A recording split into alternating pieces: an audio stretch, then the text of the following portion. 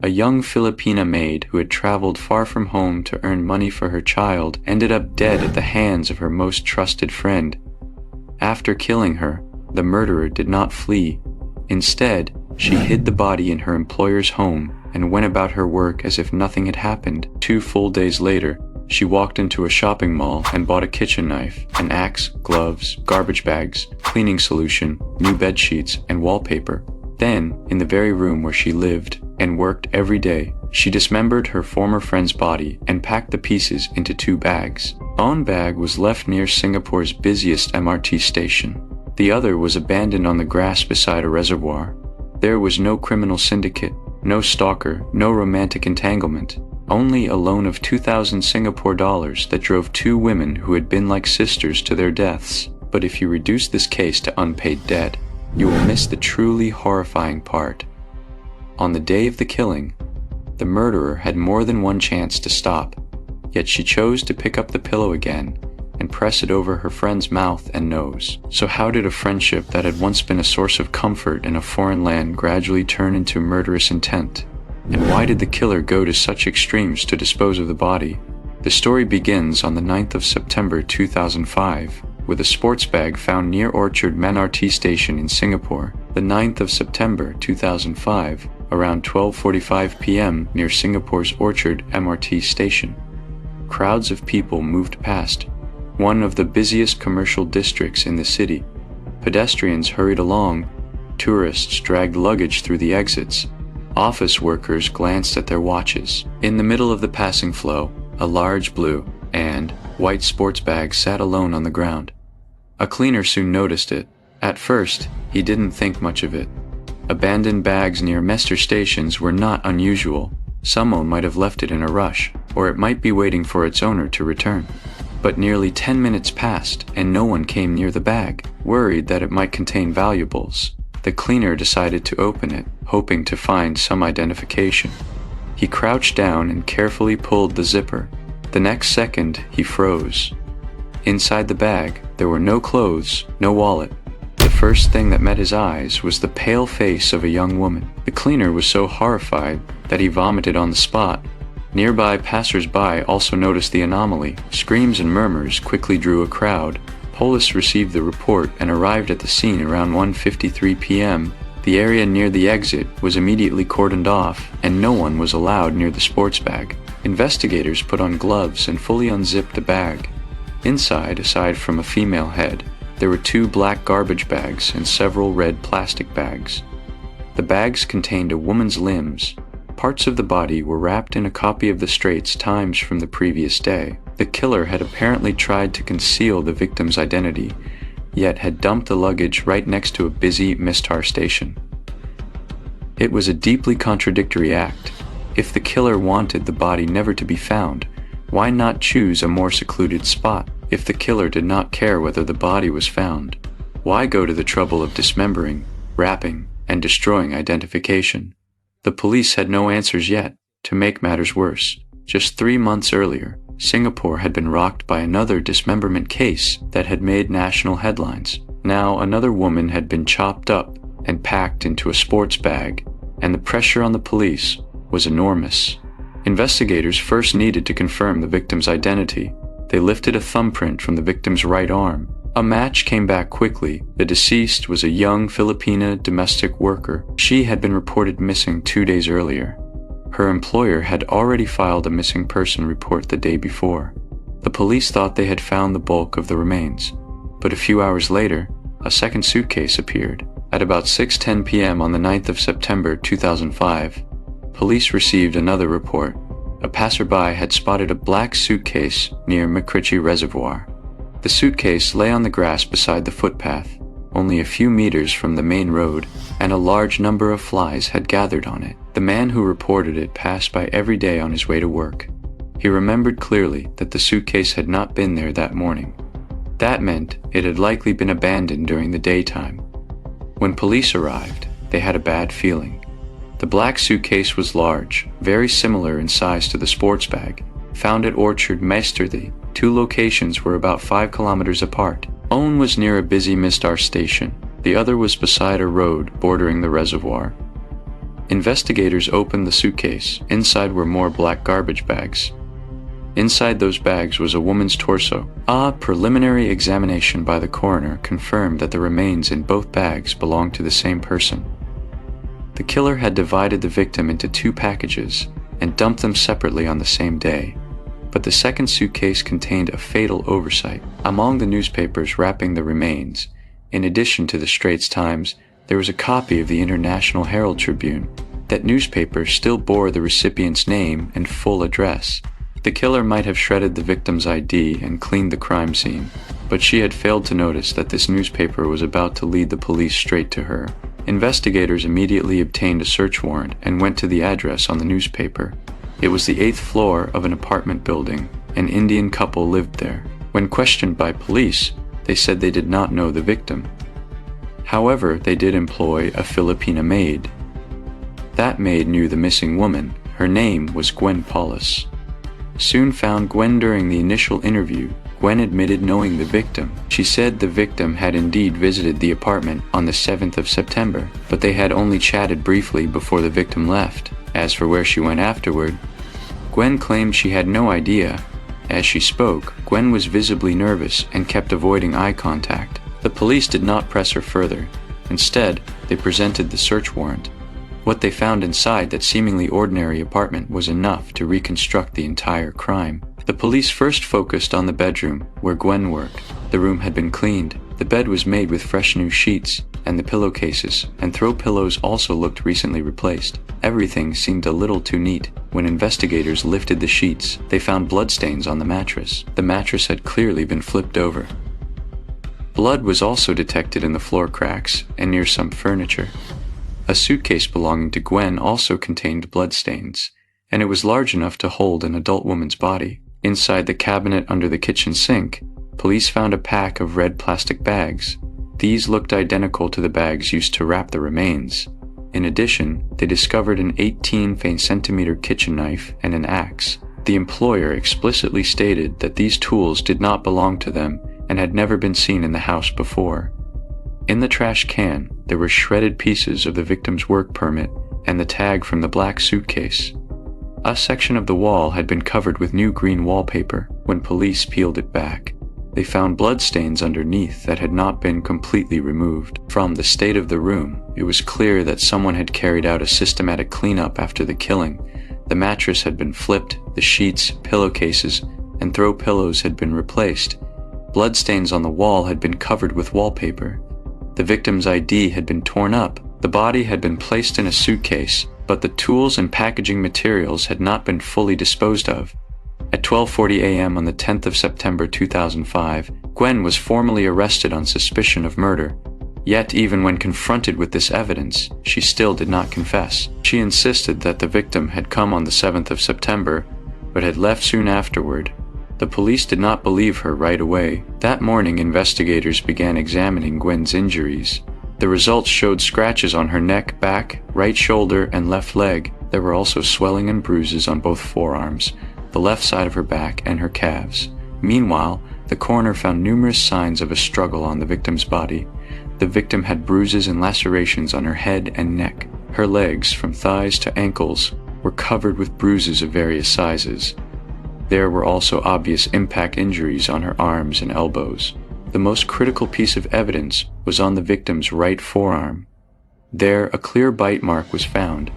Dental records confirmed that the bite belonged to Gwen. This proved that the victim had not been killed while asleep, unconscious, or defenseless. Before she died, she had been in a fierce physical struggle with Gwen. The fight likely started in the kitchen and extended into the laundry room and bedroom. But what is hard to understand is that these two women were not sworn enemies who had hated each other for years. Quite the opposite.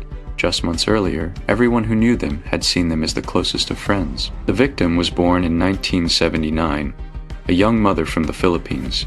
She was married and had a son. To improve her family's living conditions, she left her husband and child and came to Singapore alone to work as a maid. Gwen was 3 years older than her, also from the Philippines, also married, and had 2 sons. At the end of 2001, Gwen said goodbye to her family and came to Singapore. The pay for domestic work was not high, But for women like them, every dollar sent back to the Philippines mattered. It paid for their children's school fees and supported their families. In March 2005, the two were introduced through a mutual friend. Similar ages, the same language, and nearly identical life experiences drew them close quickly. Both were far from their husbands and children. Both lived in their employers' homes, worked long hours, and had limited social circles. In a foreign city, finding someone who spoke your language and understood your situation was a comfort in itself. They often arranged their days off to coincide. Sometimes they went shopping and ate together, discussing how to save money and how to send more back home. Other times, they just sat together, talking about missing their children or complaining about marriage and work. Even when they said nothing, just having someone by their side seemed to ease the loneliness of life abroad. Everyone who knew them thought the two were like sisters. They shared their most private worries and believed the other would lend a hand in times of trouble.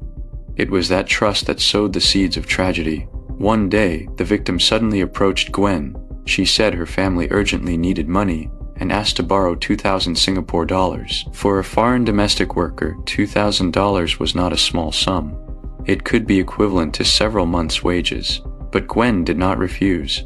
She took out $1,000 of her own hard-earned savings and borrowed another $1,000 through someone else, finally managing to hand over the full amount to her friend. The loan process had been rushed. Only later did Gwen learn that the other $1,000 had come from a loan shark. The lender demanded monthly interest of 20%. That meant even if the principal was never repaid, huge interest would continue to accumulate every month.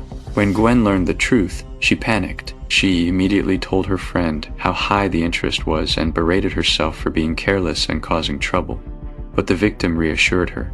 She promised to repay the full principal within a month. Gwen trusted her.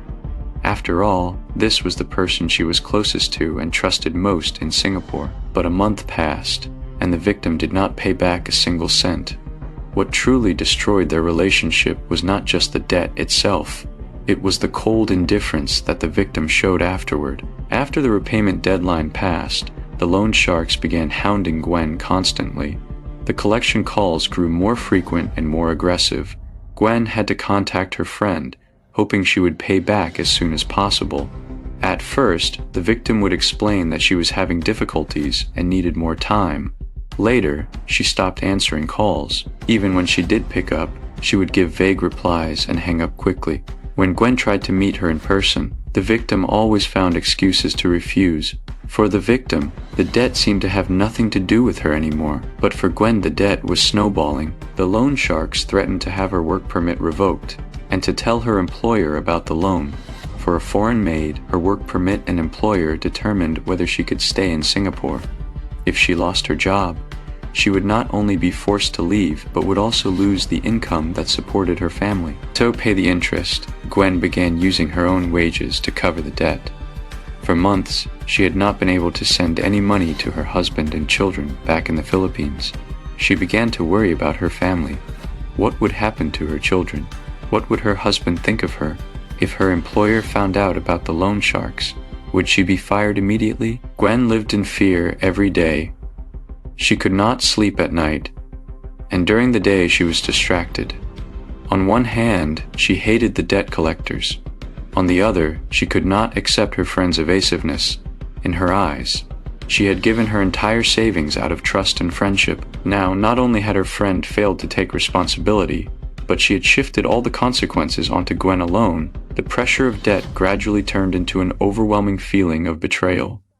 It should be noted that the $2,000 was only the trigger. What truly pushed Gwen to the edge was a combination of factors that had been building for a long time: the ever-increasing loan shark interest, the fear of losing her job, the guilt of not being able to send money to her children for months, chronic insomnia and mental exhaustion, and the feeling of being deceived and abandoned by the person she trusted most. But these pressures can only explain why Gwen was angry. They cannot excuse the choices she made afterward. On the 7th of September 2005, perhaps sensing that Gwen's demands were becoming more intense, the victim finally came to see her. That afternoon, she knocked on the door of Gwen's employer's home. At first, they were still able to laugh and chat as they used to, but every time the money was brought up, all the suppressed emotions would explode in an instant. On the 7th of September 2005, at about 12:35 p.m., the victim arrived at the apartment where Gwen worked. The employer's family was not home at the time. Only the two women were in the apartment. At the start, the atmosphere was not tense. They went to the kitchen, prepared lunch together, and talked about their recent lives. As long as money was not mentioned, they could still be the old friends who shared everything. But the debt could not be avoided forever. Gwen soon brought up the $1,000 loan from the loan shark. She told her friend that she could no longer afford the mounting interest. She also suggested that the victim could sell her camera and use the money to repay part of the debt. At that suggestion, the victim suddenly became agitated. She felt that Gwen was fixated on money and would not give her more time. The two argued for the first time. Gwen initially tried to control her temper. She softened her tone and asked her friend to calm down, and the tension in the kitchen eased for a moment. But the debt did not disappear just because they stopped talking about it. After a while, Gwen again brought up selling the camera. The victim refused again. Gwen still did not give up. When she mentioned the camera and repayment for the third time, the victim completely exploded. She began shouting insults at Gwen, accusing her of nagging endlessly. Gwen's months of suppressed anger also burst out at that moment. The quarrel quickly escalated into a physical fight. They pulled each other's hair and shoved each other. In the chaos, both of them grabbed each other's necks. The victim bit Gwen, and Gwen left a clear bite mark on the victim's right forearm.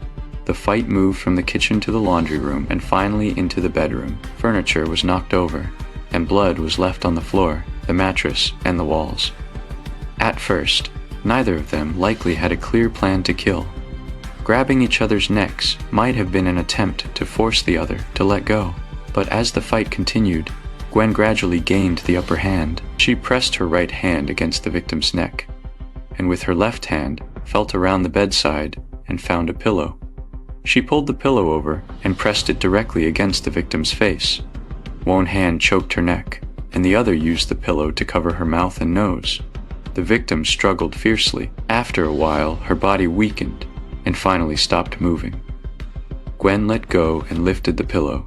Seeing her friend unresponsive, she began to panic and cry. She thought she had already killed her. But a few seconds later, the victim regained consciousness. She was still alive. At that moment, the most critical turning point in the entire case, Gwen had a real chance to stop. She could have left the room immediately. She could have called her employer for help. She could have dialed an emergency number or called the police. She could even have continued to argue. As long as she no longer covered the victim's mouth and nose, the victim could have survived. But Gwen did not do that. Seeing her friend regain consciousness, she picked up the pillow again. This time, she pressed harder and held it longer. The victim struggled again, then gradually stopped responding. Only when she had completely stopped breathing did Gwen finally let go. The coroner later confirmed that the victim's cause of death was asphyxiation.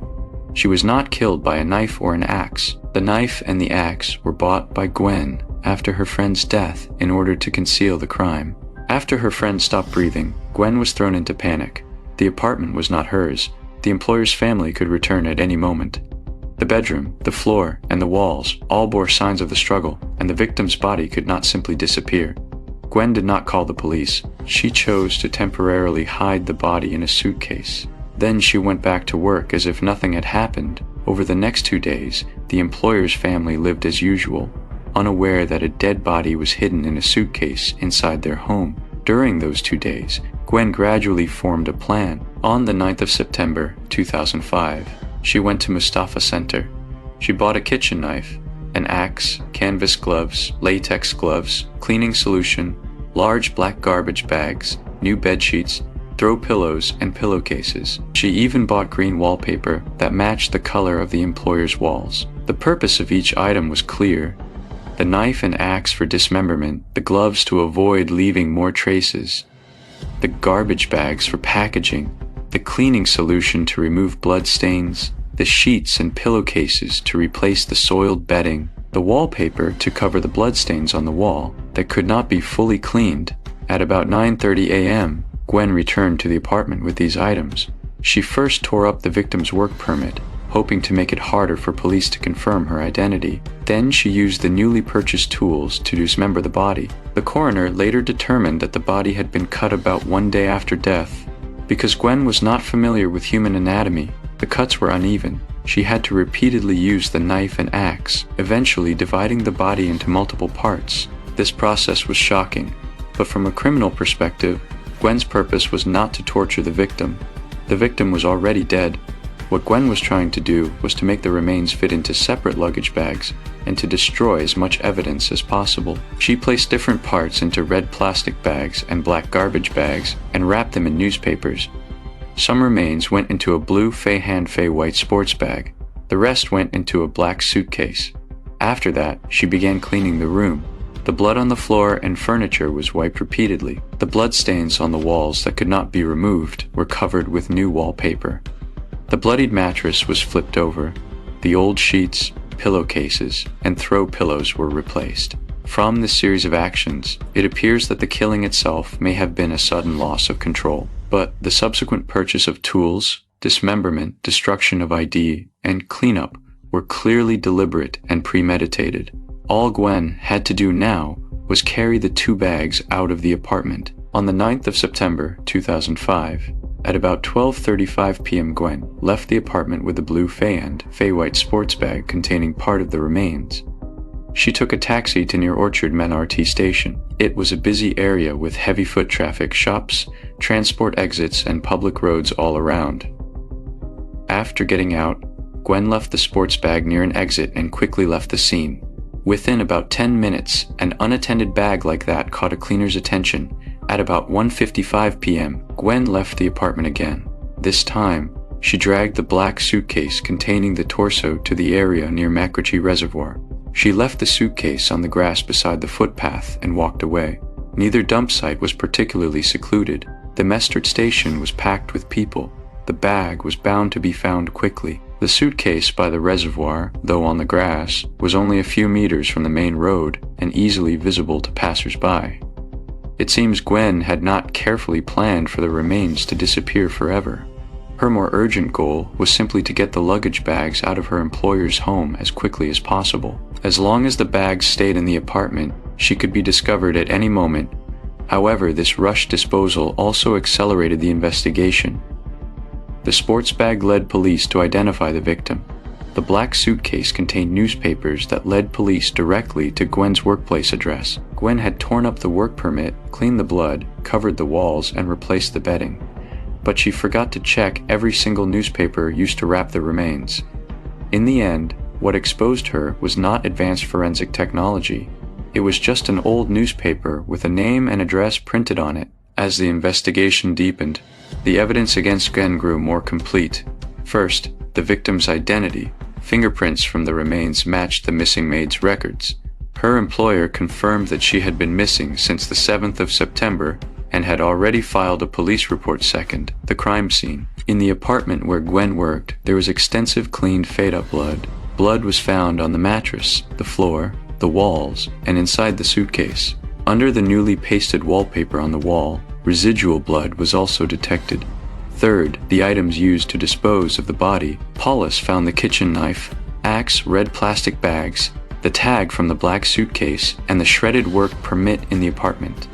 These items corresponded to different stages: dismemberment, packaging, transport, and destroying identity. Fourth, signs of a struggle. Gwen's scratches, abrasions, and bruises proved that she had recently been in a violent fight. The numerous bruises on the victim's body were consistent with a prolonged struggle. The bite mark on the victim's right arm matched Gwen's dental records, further confirming that they had fought directly before death. Finally, the timeline: the victim was last seen alive on the 7th of September, when she went to Gwen's workplace. Gwen later bought the knife, axe, cleaning supplies, and replacement bedding. On the 9th of September, she left the apartment twice. Soon after, the 2 luggage bags containing the remains were discovered. All the evidence pointed to the same conclusion: the victim was killed in the apartment where Gwen worked. After the murder, Gwen concealed the body, bought tools, cleaned the scene, and went out twice to dump the remains. On the 13th of September 2005, faced with an unbreakable chain of evidence, Gwen finally confessed. She admitted that they had argued over the debt. She admitted that they had fought from the kitchen all the way into the bedroom. She also admitted that she had used a pillow to suffocate her friend. But the controversy did not end with her confession, because the court now had to answer a more complicated question. Was Gwen guilty of intentional murder, or had she lost control in the midst of mental illness and a violent altercation? In December 2005, the coroner released the autopsy results. No toxic substances were found in the victim's body. Her actual cause of death was asphyxia. Multiple superficial wounds and bruises indicated a violent struggle before death. The body had been dismembered about 1 day after death. This finding was very important. It meant that Gwen had not prepared the knife and axe in advance and killed the victim according to a plan when she arrived. The conflict had indeed erupted suddenly. The purchase of tools, the dismemberment, and the cleanup all happened after the death. The defense attorney accordingly argued that the case should not be treated as premeditated murder. The defense also requested a psychiatric evaluation of Gwen after multiple tests.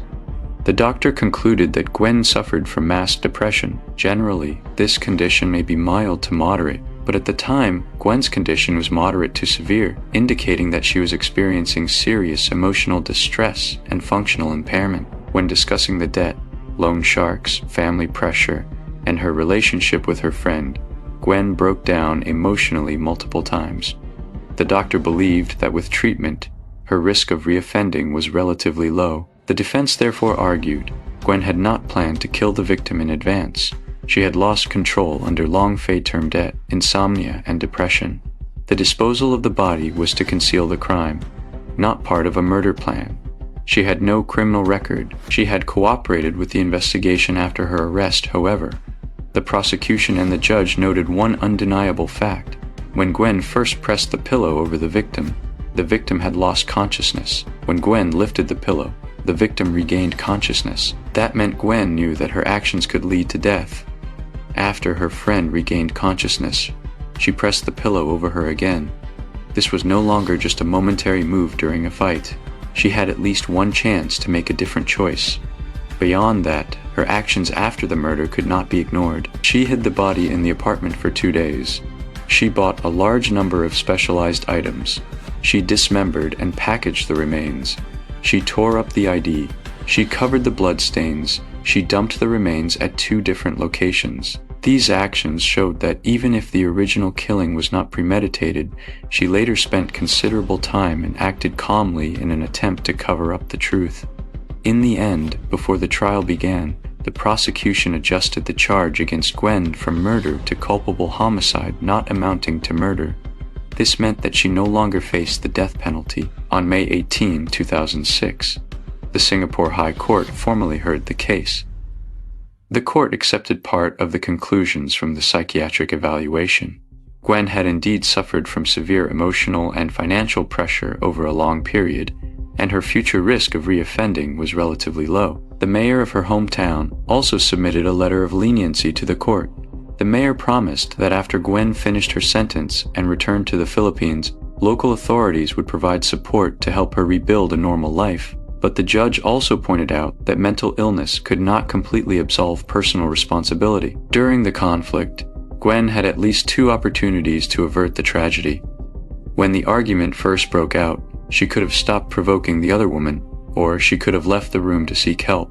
When the victim regained consciousness the first time, she could have stopped immediately, but both times she failed to make that choice. On May 19, 2006, the court delivered its sentence.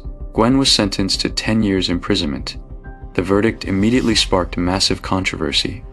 Many people felt that the victim was a young mother who had come to a foreign country to support her family, only to be killed by her most trusted friend. Gwen not only took her life, but also dismembered the body, destroyed evidence, and dumped the remains in public places.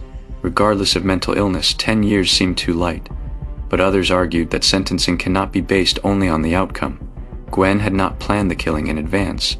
The conflict was sudden. She did suffer from severe depression and had been tormented by loan sharks and fear of unemployment. The court had to consider motive, mental state, risk of reoffending, and degree of premeditation. not simply equate the brutality of the disposal with premeditated murder. In September 2015, Gwen was released after serving her full sentence. From the victim's death to the killer's freedom, only about 10 years had passed. This case is often summarized in a single sentence. A maid killed and dismembered her best friend over an unpaid debt of 2,000 Singapore dollars. But after going through the entire story, you realize it was far more complicated than that.